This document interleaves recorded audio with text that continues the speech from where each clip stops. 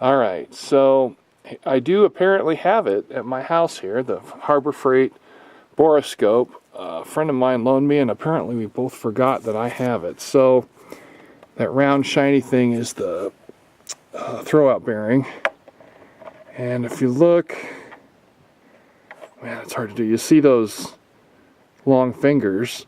That's for the pressure plate. And I can only see a few of them at a time, and it's really a lousy image, I'm sorry. And I don't see any of them cracked or missing, at least in this, fourth of the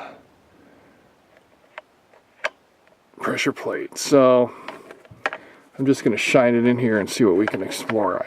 It's pretty lame, but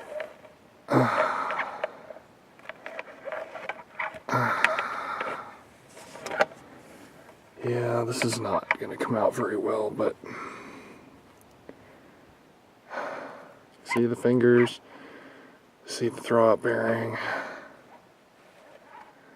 Anyway, I thought I'd give it a try. It's not working too good, but it's dark enough out that the sunlight's not washing out the screen, so it's kind of sucks, but you can see something. Anyway, that's it for now. See you, bye.